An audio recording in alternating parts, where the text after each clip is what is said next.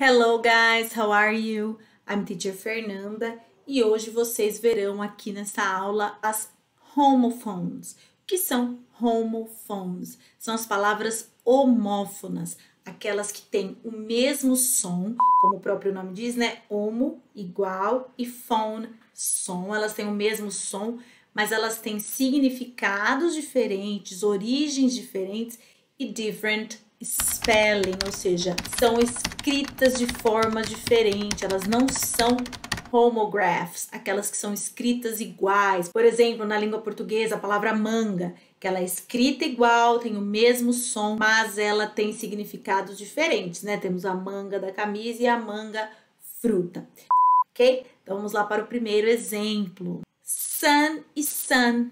Sim, essas palavras são pronunciadas da mesma forma. Se você digitar no dicionário de pronúncia, qualquer dicionário que você digitar online ou dicionários impressos, você vai ver aqui o símbolo fonético, como essa palavra ela é pronunciada, tá? Ah, professora, mas o que é esse símbolo? Eu não sei.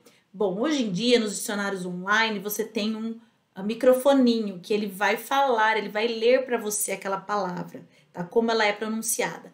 Eu vou voltar em breve aqui, qualquer hora, para trabalhar com vocês esses símbolos, para mostrar para vocês como que são, o que significam esses símbolos, o nome deles, tá? Porque eles têm nomes específicos, com exemplos em palavras. Se você digita lá sun ou sun, vai aparecer este símbolo fonético, a pronúncia é a mesma, sun.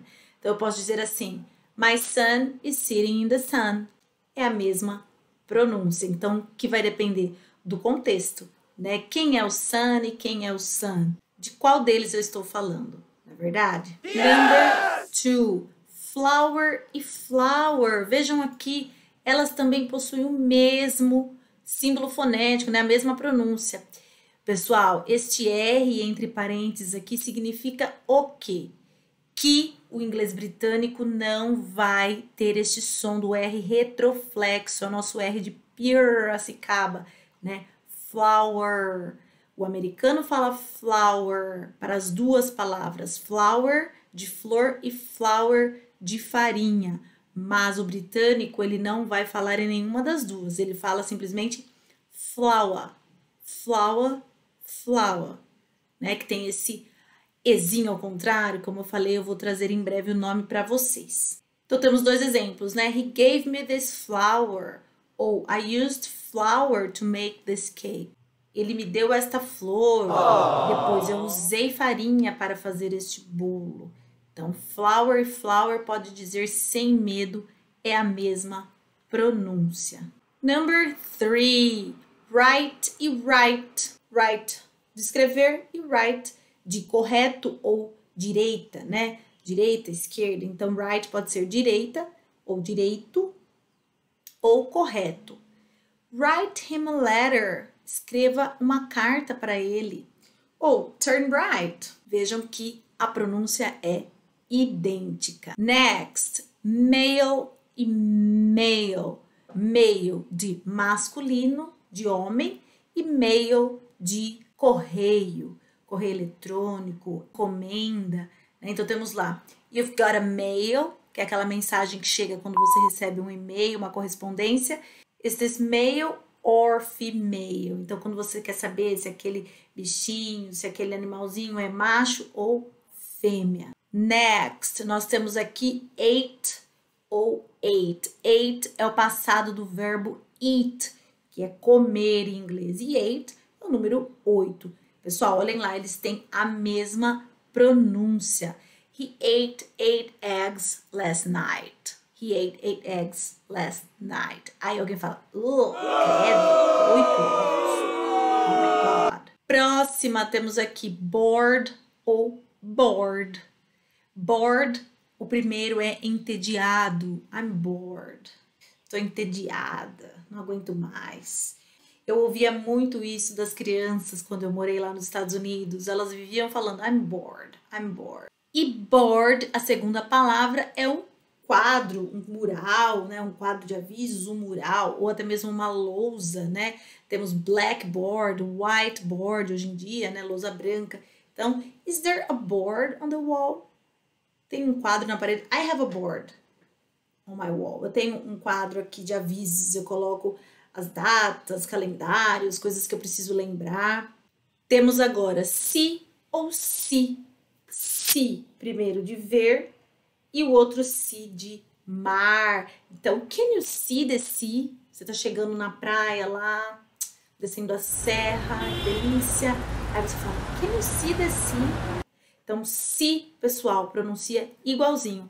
Olhem aqui, esses dois pontinhos, como eu falei que eu vou trazer para vocês a aula de pronúncia, ele alonga aquela vogal, tá? Porque nós temos o i curto ou o i longo. Nesse caso aqui, os dois is pronunciam igualmente com o i longo. Então, se, ok?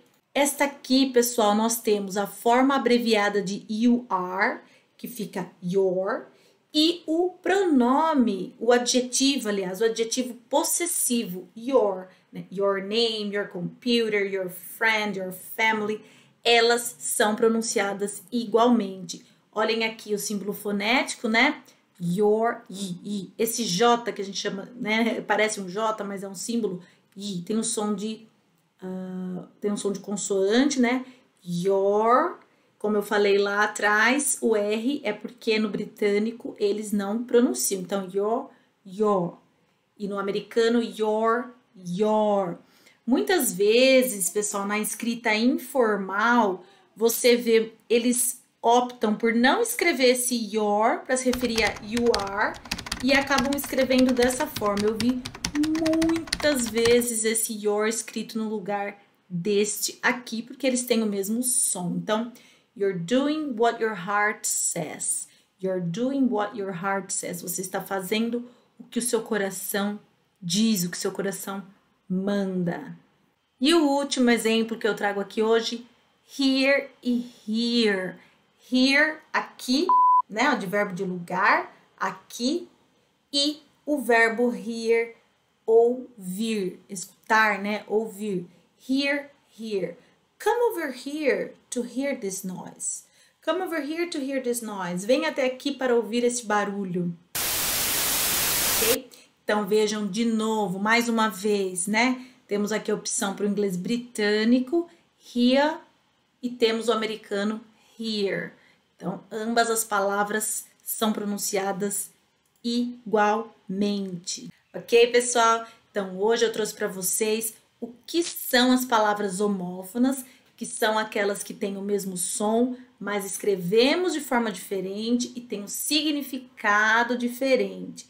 Em breve, como prometido, eu vou trazer mais aulas sobre pronúncia, mostrando para vocês os símbolos fonéticos, tá? Quais são, os nomes deles, com exemplos. Ok, pessoal? Espero que tenham gostado. Até a próxima aula. Bye, bye!